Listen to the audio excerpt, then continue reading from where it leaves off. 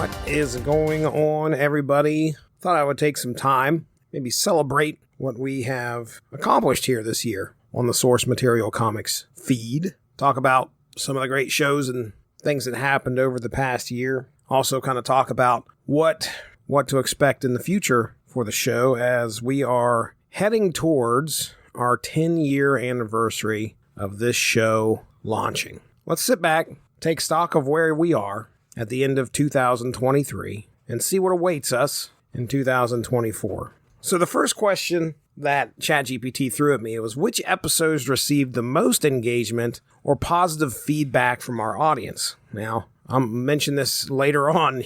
We're a podcast with limited reach. That's probably the best way to put it. You know, it's very rare that we eclipse 30 listens for a podcast. So I went and took a look at the top 5 episodes for the past year on our show on the feed, and here's what we got. So going from 5 to 1, number 5 was Unspoken Issues, number 72, Superman, Doomsday, Hunter, Prey.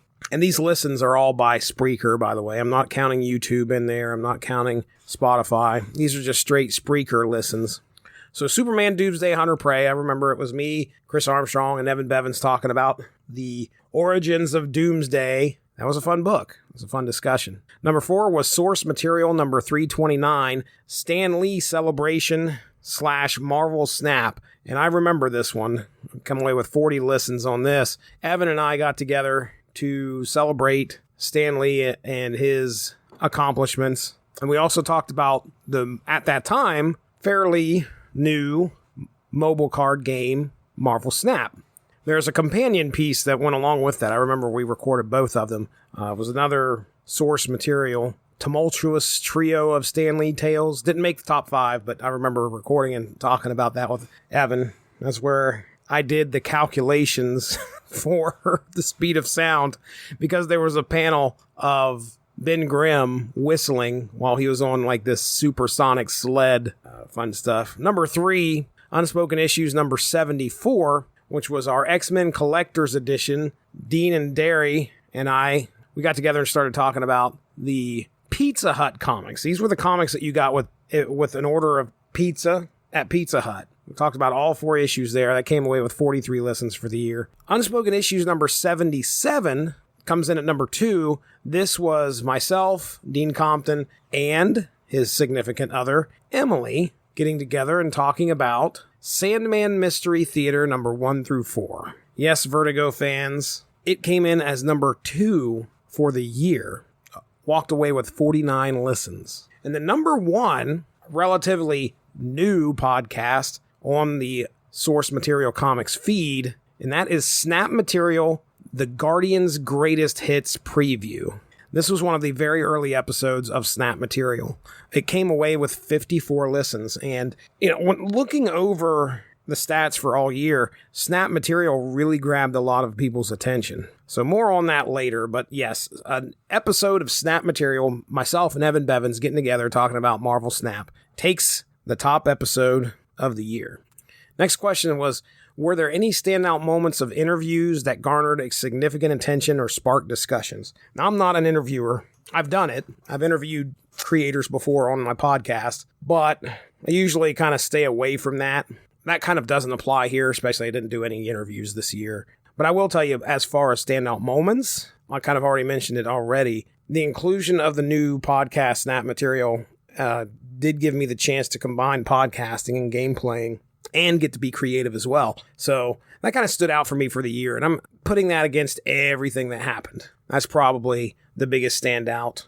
It talks about standout moments or interviews. This next question kind of ties into that question as well. It says, what were the most memorable moments or favorite topics covered in your podcast this past year? There was a lot of content that we did. 106 episodes when you're counting Snap Material, you're counting AI Rights, you're counting Source Material, and you're also counting Unspoken Issues. That's 106 episodes total, and that's nothing to sneeze at. That's about 2 per week. And I imagine Snap Material's taken up probably a good portion of that, because we do about 4 or 5 episodes of Snap Material in a month. But yeah, 106 episodes. I've read a lot of comics over the year. A lot of comics. I think the most memorable for me, there was a project. It'll come up again here later on as we talk. I wanted to get another article onto the Unspoken Decade. I wrote an article, I think it was 2018. It was in regards to the Ultra Force cartoon, and I like to write.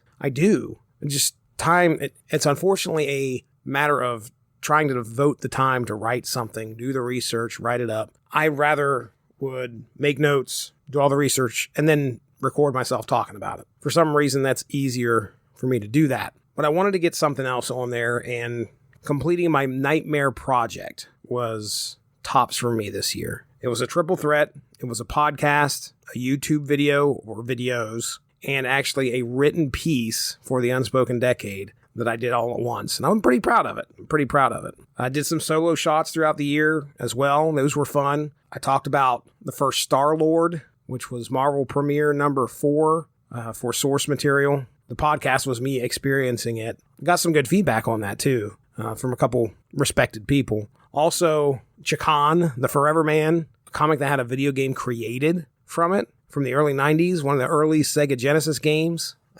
That was pretty fun because I read the comic, experienced it, and then watched a whole playthrough of the game. I'd say also talking to Mark about Not All Robots and the threat or promise that AI is bringing to the world. And as of this recording, it hasn't aired yet, but Mark and I always have a good discussion when it comes to Mark Russell books. That is not any different. If you get a chance, please tune in and listen because we hit on some pretty big topics. And AI being one of my most recent passions, trust me. If you're listening to this, most likely you've interacted with me already. I've somehow brought up artificial intelligence and how it's going to impact the world. It has impacted the way I'm doing podcasts. I'll talk about that here a little bit more. But yeah, conversations with Mark about topics that come up in comic books, always fun.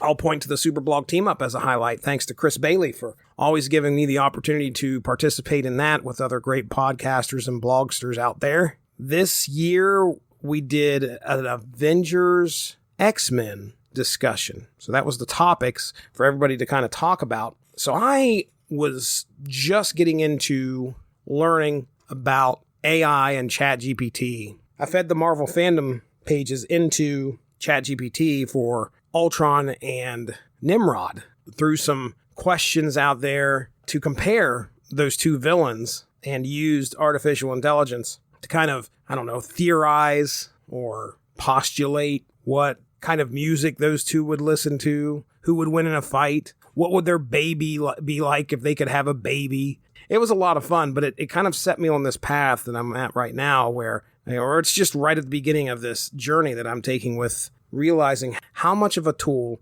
artificial intelligence is in order to help with the podcast. And this year, compared to other years, while the concept of what I'm trying to do is the same, normally I do a podcast, we pick a book, I'll read it, take notes, and then I would write a synopsis. I'd have a few talking points when we did the podcast, and we would record, and there we go. What I started doing now is I've been taking those notes, putting them into ChatGPT and telling it to summarize my notes in paragraph format and add a storytelling flair. As long as your notes are good, the synopsis that I've been reading, they've been great. Sometimes I might have to get in there and adjust it a little bit, but it's really helped on my synopsis. It's also helped in episode descriptions. This content that I'm putting out here right now has been influenced by ChatGPT and the questions that I'm answering. So I'm going to be using this a lot more in the future. That kind of leads into the evolution of the podcast. How's the podcast evolved in terms of content, formal, or style throughout the year? Source material has kind of morphed into a show that essentially features Mark and myself, or sometimes it's just me. Over the past year, out of 25 shows, 7 of those were solo, just by myself, while only one of those featured Chris Armstrong. That's where he and I got together and talked DC's New Frontier. The rest were with Mark. Unspoken Issues has been pretty split with Dean and Derry and myself, and then sometimes it's Chris and Evan and I getting together and doing a show.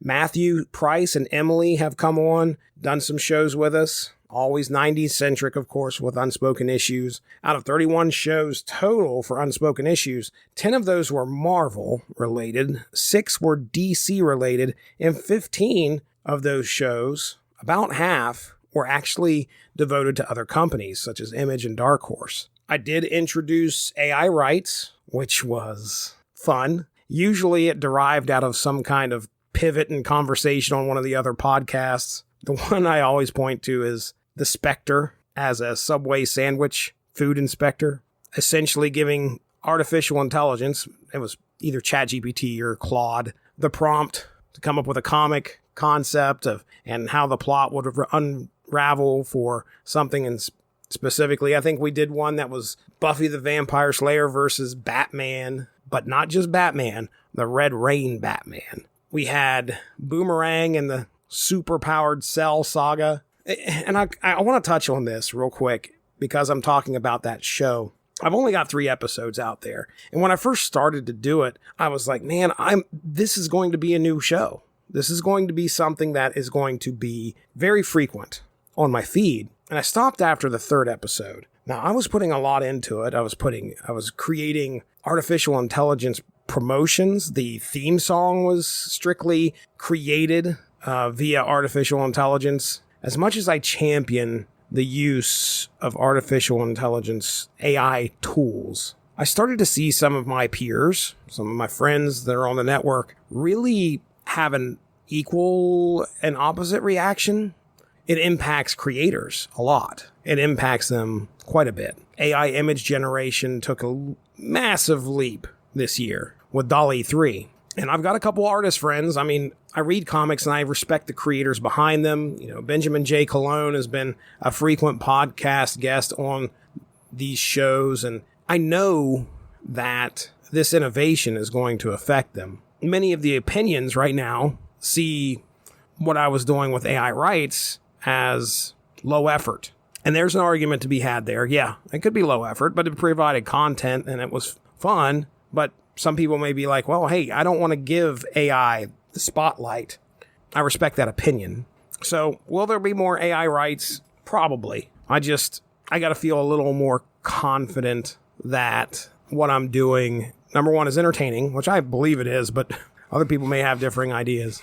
Notice that AI rights was not in the top 5, but I feel that there's something there. So anyway, that's enough on that. Let's talk about Snap Material. Snap Material started in March of 2023. Myself and Evan Bevins getting together. We were putting about 4 to 5 shows out all in one week, once per month. So there was always a Snap Material week that the source material feed was dedicated to. And those were fun. That's definitely going to continue. Evan and I have actually plans to record here in a few days. And clearly other people have enjoyed what we put out there. Was there any significant changes in the way you approached topics or engaged with your audience? Not really. On source material, Mark was usually grabbing some stuff from Ollie's or Barnes & Noble, and we would maybe record 3 books at a time with the same company or similar interest or similar theme. You know, you'll notice that one trilogy of books was just about metal-related properties, Slayer, Iron Maiden. Then we might have 3 books that are DC-related, and then the other 3 are Marvel-related. Usually those episodes tend to be around 30 to 45 minutes. And the reason for that is Mark and I record those all in one shot. We'll sit down once a month, and we're going to record our discussion on 3 books. That works out really well. I mean, especially when you're talking 3 episodes for the price of 1 recording. I'll never complain about that because that gives me content for most of the month. And when you're only trying at least to get 1 show out per week, it takes a lot off my table. So I would say that's kind of how we've been approaching recording at least. And, you know, as for topics, it's pretty simple. Like I said, Dean's running the UI show a lot of times. When Chris and Evan and I get together, you know, we're either talking about a poll that we put up, something that's kind of tickling our fancy at that point in time. And Evan and I on Snap Material, the content's pretty easy to come up with. We have a bit of a format over there, which, you know, I don't know if it's evolved any, but, you know, we'll talk about the last season. We'll talk about the upcoming season. We'll have an online battle, and then we'll have a top 5 and talk about what we've unlocked and some of the trends that we've seen. So Those formats are probably want to stick around for a little bit. They've been doing us well all right so far. Did you experiment with new segments or themes that particularly resonated with your listeners? And I'll go right back to Snap Material, that being the top show of the year. So yeah, that show has seemed to gain some traction. Sometimes I do worry about the different content on the feed, and I wonder if it should have its own feed. Like, should source material be separate from a feed that you can subscribe to for Snap Material and a separate feed for Unspoken Issues? Getting 3 separate feeds is not a hard thing to do, but I'm not the controller of the network. And I also worry about content for the feed. If Evan and I did Snap Material on a separate feed, that feed would get updated once a month and then for 5 days in a month, and then you wouldn't hear anything on that feed again for another month. It's kind of hard to keep listeners engaged. Same thing with Unspoken Issues. Twice a month there, along with source material. Twice a month there. There'd be a gap in between episodes. And that's kind of the reason why I have them all on the feed right now, is because they can at least get some content once a week, comic book related, for source material. Hey, I might not be into Snap, but I'll stay subscribed because I enjoy Unspoken Issues. And if I want to separating those feeds out, trust me, it would gnaw at me that there's a week going by where there's no content. And I'd feel like I need to fill that gap with something for the listeners. And when that would happen, well, I'd be looking at overextending myself for sure, because I would want to do an extra episode here and there to fill that silence. And I can't do it. I just can't do it. Now, if I had other contributors, other people that'd be like, oh, okay, yeah, hey, I'll do a show Snap Material related. I'll do a show Unspoken Issues related. Well, then, okay. As long as I'm not involved, you can do all the editing, get the show over to me, then boom, we're in business. But it's something to think about in the future. All right, what kind of feedback did you receive from your audience about specific episodes or themes? Look, I'm a small podcaster here. You heard my listen run down there at the beginning. We're not pulling in thousands of listens, so we're not getting a whole lot of audience feedback, and I'm fine with that. I've been doing this for 9 years. As long as this is a hobby and it's a way of having a good time with friends that enjoy the same things that I do, I'll continue to produce content all the time. So I'm not really too consumed by how many people are listening to my show.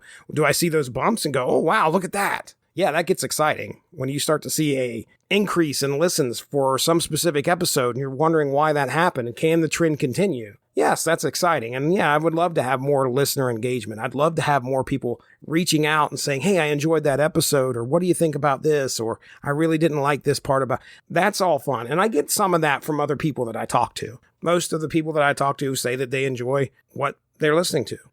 Were there any episodes that generated a lot of discussion or prompted your audience to share their own stories and experiences? So see the previous question, but I've always tried to do that with Spotify, because Spotify for podcasters gives you the opportunity to ask polls and questions on specific episodes. I get some poll results in, and trust me, it's very little. And usually it's probably Evan Bevins chiming in with something, or one of his friends. Open-ended questions, though, rarely get an answer. So it's kind of hard to get the feedback, at least with the little bit of listenership that I have. How has hosting these podcasts impacted you personally? So that's a great question right there. So like I said, I'm going on 10 years of this. I have noticed that I do feel really comfortable speaking in front of other groups than what I had previously experienced. Sometimes when talking with other people, especially when it comes to like explaining those things that I want to convey passionately, podcast guy definitely comes out. I can tell. Like I'm very deliberate. I emphasize my words. I could still easily get tongue-tied. I do it on here all the time. You'll hear me, all that stuff. But there is a marked difference in talking personally to somebody. I've learned to kind of slow myself down. Again, not a cure-all because I still do it, but I will slow myself down in order to make sure that the words that come out of my mouth have the most impact. What were the challenges and successes you experienced throughout the year? So we're going to start with successes first. Nightmare, already talked about it. That was a big one. I accomplished something there that I've been wanting to do for years now, actually. Ever since I had done that one in 2018, the follow-up to that following year, I was like, I want to do something on Nightmare. This is, by the way, Rob Liefeld's Nightmare with a K. It's a 5-issue series. Came out in 95, 5, I want to say. And I wanted to write that article back then. So normal source material content is myself reading over the issues, and unspoken issues as well, but reading over the issues and then talking about all 5 issues all at once. This time I did that. However, I took each issue that I talked about and created a video for it, which I'm pretty proud of. You can see the comic as I'm talking about it on YouTube, and that's the world. It's a world of difference compared to podcasts and YouTube. When you can see what somebody's talking about, I mean, that's why video killed the radio star, you know? So nightmare number 1 for sure. I got to this point, as I mentioned, recording with Mark, where throughout the year, I would have episodes in the can way early. And I consider this a success because there would be points where I could edit these episodes and have them ready and uploaded almost like 2 to 3 months in advance, and I don't have to do anything other than concentrate on possible other shows that I'm going to do, not for my feed, but for the network. Hanging out with Mark on TV Party Tonight, we went through and finished recently our discussion of From the Corner to the Deuce, a project that focused on David Simon related shows. We finished that up, and I attribute the fact that I had a lot of free time because my podcasts were ready to go. So that was nice. And staying a strict 1 episode per week, aside from snap material, that allowed me to spend some time with my family and do stuff that I wanted to do. I wanted to play some video games. Okay, you got plenty of time because you don't have to edit anything. It's already done. It's already uploaded. Now, as for challenges, staying motivated kind of ties in with actually the success of having everything done ahead of time. What would happen is I would have everything done ahead of time. I have all this free time. I like watching movies with my kids. 8:30's rolling around. I can't do it because I've got to record a podcast again. So getting and staying motivated for creating content, it got, that was a challenge. I like spending time with my friends, but man, boy, would I love to watch another episode of Lost. Did your perspective or understanding of any particular topic change as a result of discussions on your podcast? And that can happen quite frequently. Some of the things that stood out to me, and I bring this up a lot on Unspoken Issues and sometimes on source material, but I'm a pretty sheltered guy. I'm an introvert, like to stay in my basement, don't like to go out very much. Kids will joke with me because they could see on Life 360 I haven't left the house in a week. There were points where I'm working from home, I didn't leave, and I've got in my car and thought, man, I haven't drove in such a long time. Why, did I forget anything? It isn't normally that bad, but with being as introverted as I am, don't get out much, but reading some of these stories, they open my eyes to a lot of things. Recently, on the episode that I did with Dean and Derry of the Marvel Holiday Special from 1996, I never knew the true story of Hanukkah. I've never known what the actual story of Hanukkah was. And it took reading that for me to learn something that I hadn't learned before. I knew that Hanukkah's been a thing, just trust me. I just never had the chance to sit down and read anything about it. To recall specifically from source material, a lot of times Mark and I sitting down and talking about some of the stuff that happens in that book or the books, they're usually great discussions. There's an episode on Gwar Orgasmageddon, probably about, 2 weeks before Mark and I record this podcast. I find that there is a documentary, I think it was on Amazon Prime, and it was about Gwar. Now, my preconceptions of Gwar were that it was a band that was like horribly satanic and over the top, bloody and gory. Like Gwar was something where I was like, man, I don't even want to listen to this stuff because I'm afraid of what would happen to me. I wouldn't want to go to one of their concerts. People were getting killed on stage. And then I watched the documentary. It was eye-opening. This band was formed out of a love of comic books and some of the goofy stuff that happens. They would create these art projects. And then somebody was like, well, let's use this art project as part of our band. And then the band just evolved from there. There were Gwar comics, the Gwar Slave Funnies, I think is what it was called, or Follies, I can't remember. And then it was reading the book and how silly, over the top, granted, gore and sexual references all over the place, but it was enjoyable. The documentary was great. I learned a lot there. I respect the band for what they've been through, who they've lost, the effort that they put on stage. So, yeah, I mean, that's pretty specific, but I came out of that episode thinking, man, Gwar, that's crazy. Why? Their reputation preceded them. All right, personal favorites.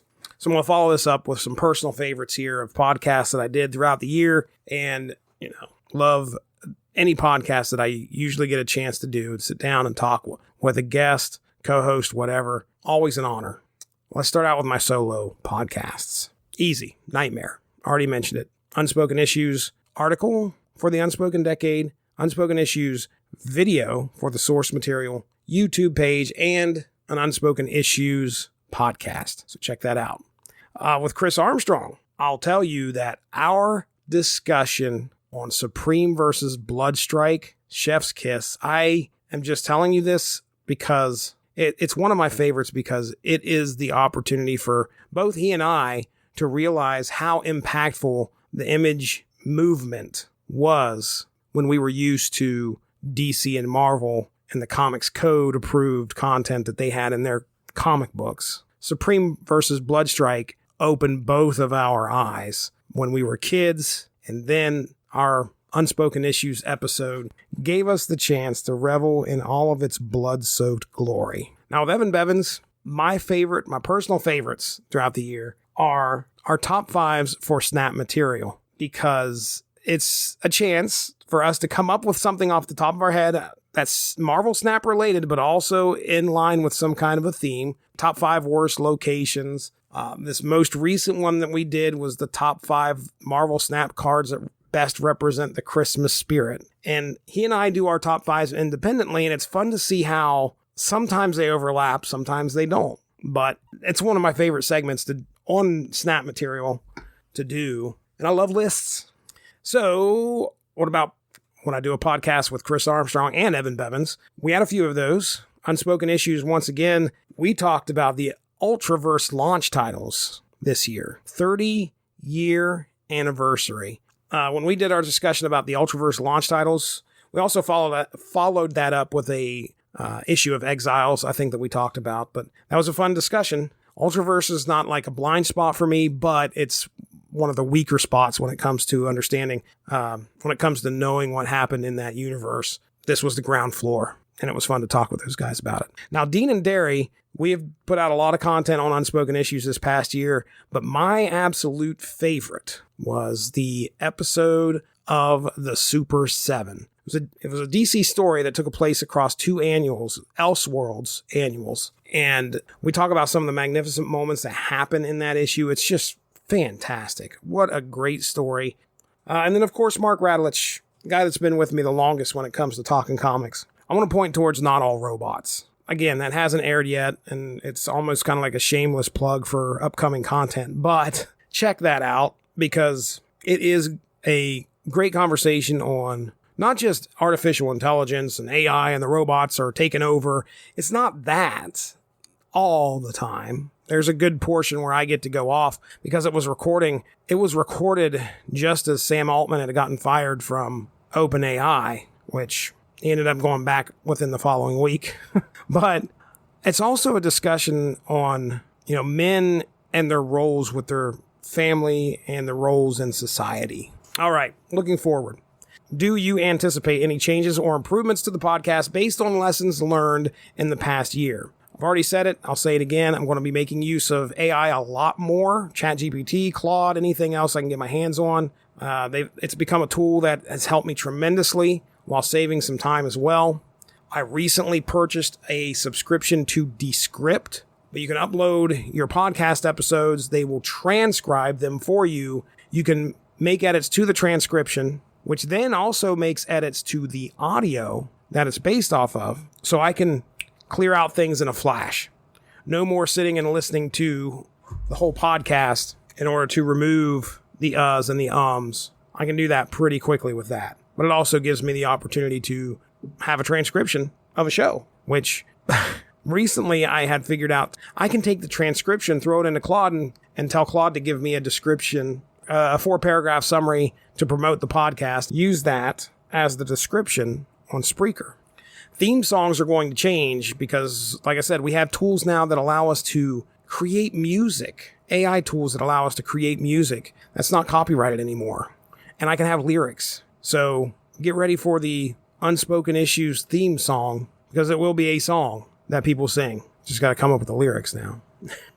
ChatGPT will help me with that. Notable trends or patterns. Were there recurring themes, trends, or topics that emerged across multiple episodes? Not really. I sprinkled some video game related content this past year in there, both on Unspoken Issues and source material. You may be able to find a video game related episode. I know I did one on Sonic the Hedgehog, the comic that came with the game. There is an Earthworm Jim comic that I read from the 90s. I have it recorded. I just haven't had a chance to put it onto the network yet. I'll probably have to get that done next year. Were there any patterns in audience engagement or responses that you found interesting or noteworthy? So really, I just referred to the stats, the Spreaker stats on this. 8 of our top 10 episodes for the year are Unspoken Issues episodes. So the 90s are starting to land in that sweet, nostalgic spot for people. So I think that's why. There's also the Unspoken Decade Machine that continues to grow followers, where sometimes we share our content over there, may garner some listens. The other 2 of the top 10 are Snap material related. So there appears to be a audience for the mobile card game, Marvel Snap. So I'm going to have to look to breathing life into source material this year, get it into the top 10 by the end of 2024 somehow. I took a look at Spreaker geolocation for the year, and it shows, I can tell the guys that are part of this podcast who listen to the podcast as well, Mark, Evan, and Chris all download episodes from the network. So I assume they're subscribed. I appreciate that, guys. We did get some listens over in Oklahoma City, and I feel that that's right near Speeding Bullet Comics. Thank you, Matthew Price. So what's my plans for the upcoming year regarding the source material comics feed? We're celebrating 10 years. That's happening in September. So I thought that this year, ramping up to that 10th year anniversary, I would like to do some podcasts with everyone that I've done podcasts with in the past 10 years as a celebration. So we could go back to Golden Age Dave. We could find Tim Browning. We could find Josh Calandros. I'd have to reach out to every single one of them and see if they want to do a show. I want to, because it's a list, folks. I mean, not only do we have the regulars that have been here all year, Ronnie Adams hasn't been on this podcast for a while. Plenty of episodes in the archives with him. So that's number one. There's also other people that I've wanted to have on here for a long time. Some guys over at Kapow, I'd love to have them on here. Matt Cooper. I'd love to discuss Batman with that guy. Yeah, Matt Cooper, I know you don't know who he is, but I don't know. Might reach out to him. Part of the House of Gozer podcast, by the way. It's going to take some planning. And yeah, I may look into separating the content next. Maybe. I don't know how well that's going to go over with the heads of the network. Will creating different feeds be a problem? It might. I don't know. If you enjoy what you've listened to, absolutely let somebody know. Tell them about it. That's how we get the word out. Hopefully, you might find somebody that enjoys the podcast as well. And hey, look at that. You've got a new topic to talk about. Check us out on Source Matt Cast on X, formerly known as Twitter. We have the Source Material Comics Facebook page. Should be able to find that pretty easily. The Unspoken Issues Facebook page as well. We got polls that show up on there. I throw polls on the Source Matt Cast feed on Twitter. So we always love to see people interact with the polls. And of course, with Snap Material, Evan runs the Snap Material Twitter. So you can check us out over there as well. Upcoming on the show after this, like I said, you've got Not All Robots after that. It's interesting because I don't have a whole lot recorded and in the can for next year. We got Not All Robots that's hitting January 1st. And after that, I've got one episode that I will be airing where Dean, Derry, and myself just recently spoke about Jack Kirby's Fourth World. It came out in 1997, issue number 20, which was the final issue. Other than that, that's it. I mean, we have some on the agenda that's yet to be recorded. So keep an eye out, of course, on this feed. Check out the YouTube as well, the W2Mnet YouTube. You should be able to easily find all of our content there, all of the great other shows that are on this network. Watch out for that. But I want to finish up by saying thank you to the W2M network for hosting us and allowing us to do another year full of comic book related content. It's my absolute pleasure to talk about comic books that I've read. I want to also thank all the great co-hosts and guests that I've had on and talked with over the past year. You guys have helped out a ton. I've already mentioned some of your names. And if I forgot anybody, folks, I appreciate them immensely. And to all of you out there in podcast land listening, those that are on the Unspoken Issues Facebook page, those that interact on the source material Twitter, the silent ones that quietly enjoy the content that we put out there, I humbly thank you and look forward to an outstanding 2024. Have a good one. Bye-bye.